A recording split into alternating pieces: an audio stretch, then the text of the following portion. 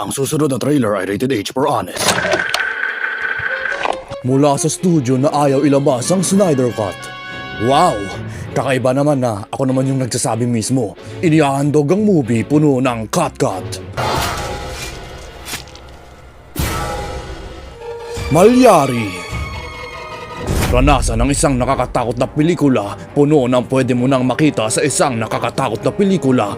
Dahil hindi pa sila kontento gawa ng biopic ang isang mamamatay tao at saka yung plot ng Back to the Future. Bakit ka pa napunta rito? Bakit hindi ka na nanatili sa kinabukasan mo? Kagaya ng aswang, cannibalism, mga kulto, mga jumpscare sa parang nagkukulang na lang ng mga reaksyon ng mga Let's Play YouTubers. So I'll play through. What the fuck? And yung mga pinaka nakakatakot sa lahat, mga woke na bata. Lagot ka, Father. Magti-trending ka. Uy, akin na yan! Wow! Pinatay nila dito yung mga nakakairata na yon? Ito na ata yung kataas-taasang fanservice ng Warner Brothers in Space Jam 2. Kung nakuha nyo gumanap si Piolo bilang father, i-cast nyo pa ulit siya bilang daddy and future daddy ng 8 anak nila ni Janela Salvador. Ang 2023 era ay busy maghanap ng lunas para sa kanyang asawa at pakialaman ang kinabukasan. Ang 1984 era ay busy pakialaman ang nakaraan at ipahamak ang asawa niya. Ang 1812 era ay isang mamamatay tao na hango sa totoong tao na nakaraan na ginamit ang kinabukasan ng pelikula na ito na backdrop sa isang fantasy sa horror movie.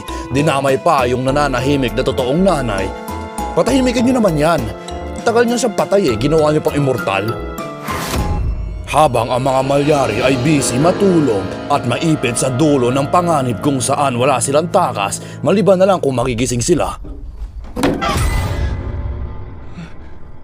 Hindi ako mga senyores. Siya ulihin nyo! Saluhin din ng ibang karakter like si Father Mac, ginampanan pa rin ng aktor na mahilig isama ang hotdog sa sinigang. Alam mo daw ba kung ano apelido ni Didi? Ano? Laan. Yung titi, huwag mong kalimutan yung titi. Wala akong pakialam sa pera na yan. Gusto ko titi. Mga sapat na may ingay aminin ng kanilang masamang gawain para magkaroon ng katwirang patayin sila. Inay, gusto mo lang umabot sa bukas na sanlaan. Hinako mo kasi ang kandelabro ni Don Diego. Nagkakangdagutom daw dahil sa paninikil mo ang iyong mga kasama. Si alias Bargain Best, live stream scammer. Si Agnes, asawa ng present-day Malyari na natutong bumarel baka sakali, nakalimutan ng susi at binalikan ng walang kahihatnan. And also yung tipong balak tanggalin ng singsing tapos balik ulit sandali. And si Lucas, isang kaduda-dudang kinakapatid ng ating bida na definitely hindi pa isang killer. I mean, isang serial killer movie hango sa totoong buhay na puno ng astral projection at anong pang kalokohan na pinaglalagay nila. Siyempre, wala na silang daragdag na ekstrang kalokohan pa, di ba? So, ihanda ang mga film reels at projectors at humanda sa isa sa mga best na horror story tungkol sa pagdakip ng serial killer mula sa tulog since Five Nights at Freddy's. Sa isang pelikula na kahit mediocre ang quality, isa pa rin siyang memorable experience na hindi mo makakalimutan. Hindi katulad ng actual 57 na biktima ng totoong Malyari na wala man lang nakakilala sa mga pangalan nila.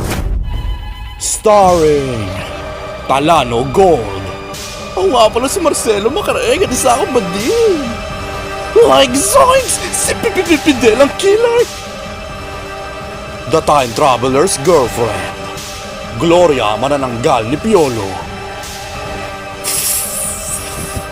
Mama's P. It's a me, Piolo. And Bong Navarro. Di ba? Isang sumpa ang magmahal. Tong tatlong magtitong pakitong-kitong. I'll go through heaven and hell just to be with you. Note sa sarili, huwag magpapahiwatig ng sumpa lalo na kung ikaw ay nasa horror movie.